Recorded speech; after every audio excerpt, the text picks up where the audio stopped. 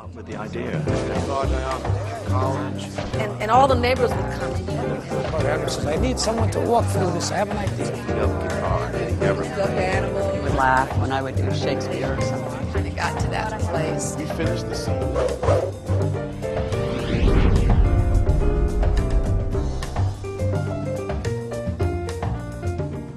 Hi, I'm Rose Marie, and I'm going to talk about working in show business since I was 3 years old. I was born in New York City, and I'm going to tell you all about my career from that time on.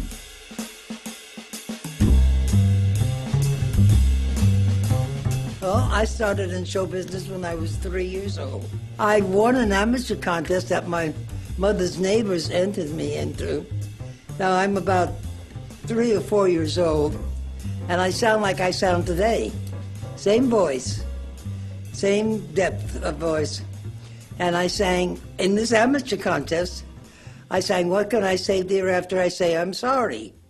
Now you can imagine a little thing like this sounding like Sophie Tucker. I mean, I won the contest, you know. And I ran off after I sang, and somebody threw a bouquet of red roses in one arm. Somebody threw another bouquet of red roses in the other arm. And I heard the people in the audience saying, "Bring the kid back. We want the kid. Let the kid sing. Bring her back." So I threw down the roses. I said, "Hold the roses. I got to take my bow." And I ran out and took a bow, and I think I sang another song. But that became the title of my book, Hold the Roses. I just loved to sing. My mother used to take me to all the theaters where there was vaudeville and the movies. 14th Street in New York at that time was the 42nd Street of today. I mean, all the big theaters were there, and vaudeville and movies and everything.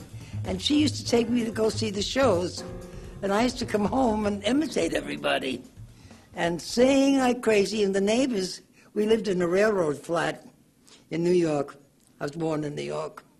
And the people upstairs were Polish, and I would go upstairs and I would sing and do everything that I saw, and they were just thrilled to death. So they were the ones that entered me in the amateur contest. My mother was petrified because she said, "I don't know whether she'll do it in front of an audience.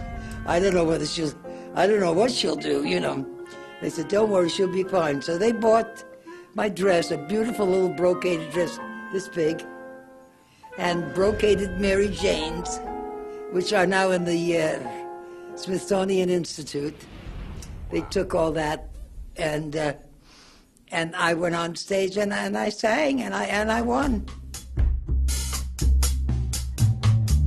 As radio, when I was 5 and a half or 6, I had my own radio show, Coast to Coast, on NBC. I was signed to NBC, which had a roster of talent, including Graham McNamee, Rudy Valley, Amos and Andy, Leo Reisman, and somebody else, and me. And people used to write in. And my show was on Sunday mornings at 12:15. 15 minutes, me and a piano player and an announcer. And the sponsor was Julius Grossman Shoes. And the slogan was, "Bad feet need 'em and good feet deserve 'em." I never forgot that. But the funny part of it was that the show was coast to coast, and they only had one store in New York. In fact, it's still there on Fifth Avenue across the street from Lord & Taylor's. No, all I remember is going to school.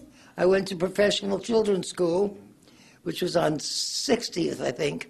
My mother used to meet me, and we'd go to lunch at Lindy's, and then we'd go to rehearsal. And they'd play some songs for me, and they'd say, and any love songs, they would change to mother songs. "Mother, I love you," instead of "I love you, Fred," you know. So, as I say, coast to coast, and people started writing into NBC saying, "That's not a child, that's a 45-year-old midget. No child sings like that." So I had to go on tour, and NBC was affiliated with RKO. And so all the RKO theaters, I played in vaudeville and learned so much in vaudeville and worked with all the famous people. I worked the Shapery in Chicago, the Latin Quarter in Chicago, the Versailles in New York, and I was 17 at that point. And then I started in doing all the big places, the Copacabana and places like that. Then I became one of the acts that played in nightclubs.